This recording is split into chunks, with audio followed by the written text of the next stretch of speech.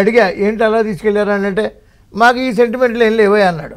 కానీ ఒకరోజు నన్ను పిలిచి ఎలక్షన్లు ఇంకొక సంవత్సరం ఉన్నాయి, ఏంది జగన్మోహన్ రెడ్డి గారి జాతకం ఎలా చూపించాలి, మరి మీకు ఏం లేవన్నారు కదా అని అడిగా.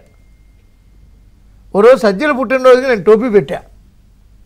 టోపీ పెడితే పురోహితులు వచ్చి అక్షంతలు వేశారు, ఆ టోపీ తీసేయవలసి వచ్చింది. తీసేసి పురోహితులు వెళ్ళిపోయిన తర్వాత మళ్ళా పెట్టా. ఇదేమన్నా అపశకునమా అని అడిగాడు నన్ను. మీకు ఏం లేవు కదా సెంటిమెంట్లు, మళ్ళీ ఇలా డబుల్గా ఉంటారేంటని కూడా అడిగా. అతను డబుల్ కాదండి, ఇద్దరు కాదు, సజ్జల్లో 3-4 ఉన్నారు. ఓకే, ఇంకా దుర్మార్గంలో పరమ దుర్మార్గుడు సార్. ఓపెన్గా టీవీలో నేను చెప్తున్నా, 6 నెలల ముందు 1.5 year ముందు చెప్పా సజ్జలకి పార్టీ ఓడిపోతుందని.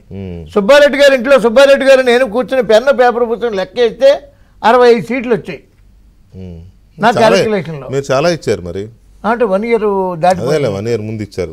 65 సీట్లు వచ్చాయి. సుబ్బారెడ్డి గారు అన్నారు ఎట్టగొట్ట 87 క్రాస్ అవుతుందిలే అన్నాడు.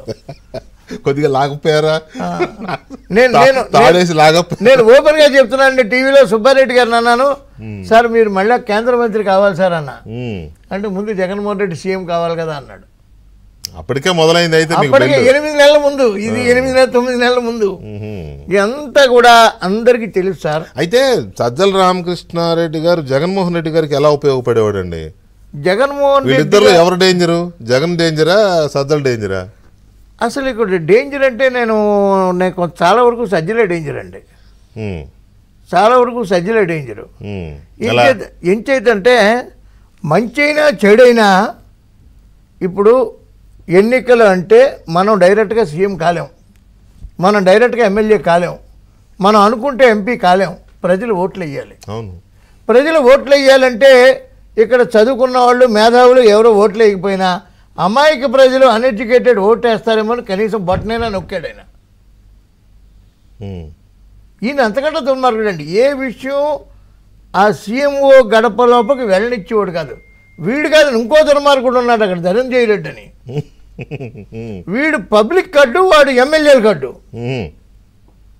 పబ్లిక్ నెల నుంచి కార్యకర్తలు జగన్మోహన్ రెడ్డిని ఒక అంతఃపురంలో పెట్టేశారా? జగన్, సజ్జల, ధనంజయ రెడ్డి, కృష్ణమోహన్ రెడ్డి, ఓకే, 3. ఈ పైన ఆత్రేయపురం పూతరేకుల్లాగా మడత పెట్టాడు పాపం మన విజయసాయి రెడ్డి గారు విశాఖపట్నం భూములు.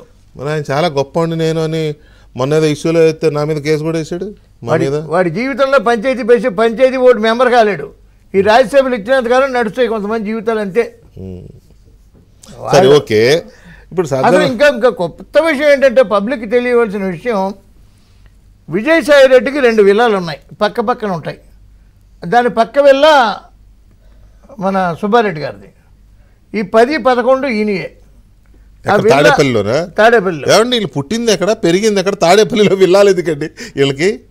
ఎక్కడి నుంచి వచ్చిన వీళ్ళకి విల్లాలు? ఎక్కడ డబ్బులు ఉన్నాయి సార్? 8-10 కోట్లు అంటే విల్లా, అది ఒకటి. 2 విల్లాలు 10-11. మహానుభావుడు వేరేలే, నాకు తెలుసులే. కట్టిన వేరేవాడు. 10-11 ఈయనయే.